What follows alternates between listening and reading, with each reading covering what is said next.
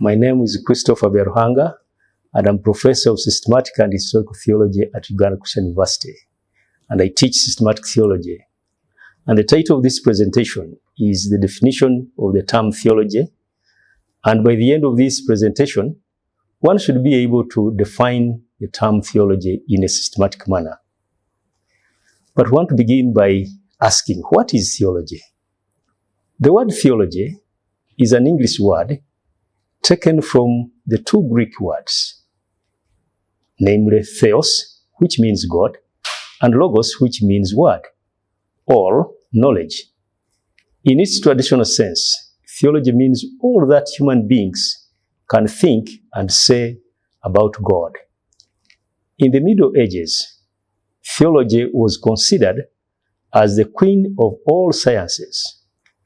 The English word science comes from a Latin word, scientia, which means knowledge of anything.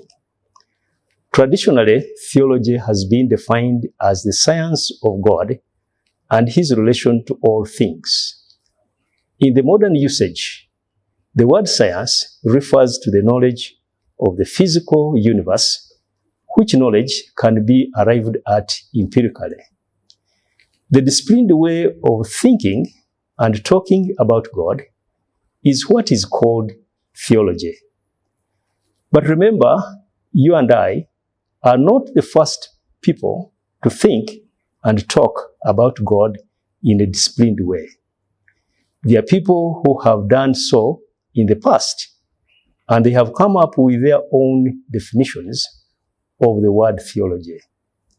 The first person I want us to consider is Anselm, who defined theology as faith seeking understanding.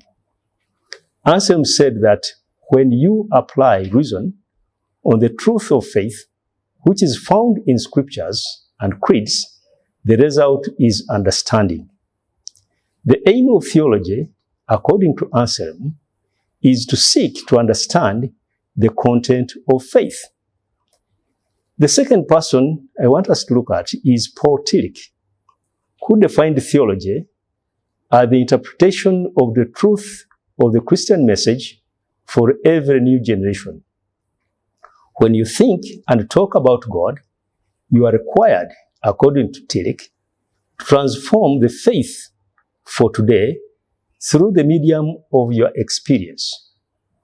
Tillich's basic conviction is that the Christian message provides the answers to the questions implied in human existence. The third person I want us to look at is John Macquarie, who has defined theology as the study which, through participation in and reflection upon a religious faith, seeks to express the content of this faith in the clearest and most coherent language available. What do you think Macquarie is emphasizing in this kind of definition? He's emphasizing two things. Number one, that theology participates in and speaks from the standpoint of a specific faith. And two, that theology aims at attaining the highest possible degree of intelligibility. The fourth person I want us to look at is Bernard Lonergan, who defines theology as the transition of faith into terms that are intelligible to the wider culture. What do you think Lonergan is saying? He's saying, number one, that theology mediates between a religion and a culture.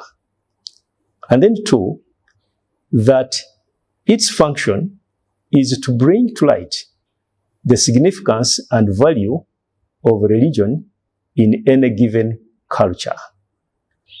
Lonergan looks at theology no longer as faith seeking understanding, but as a bridge between a religion and a culture.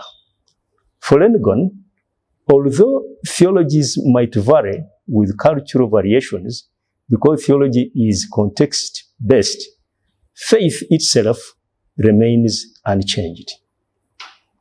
Our last definition of theology in this presentation comes from a Latin American theologian by the name Gustav Gutierrez.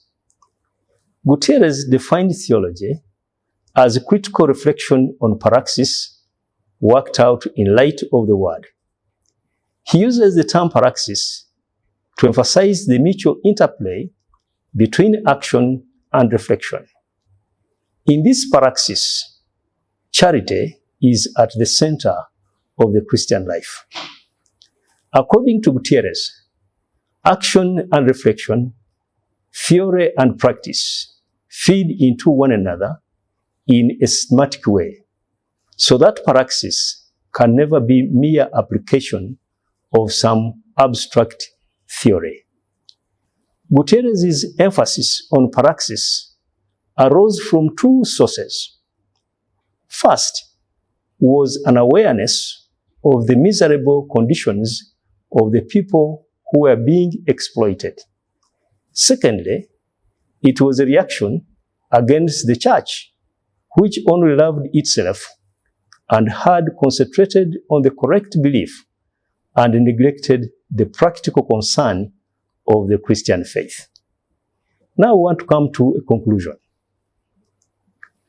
Understanding each of the above definitions of theology is the assumption that, number one, faith and inquiry are inseparable when we are defining theology. Number two, theology arises from the freedom and responsibility of the Christian community to inquire about its faith in God. Number three, theology is the activity in which Christians reflect upon and express what they have experienced or believed in their life.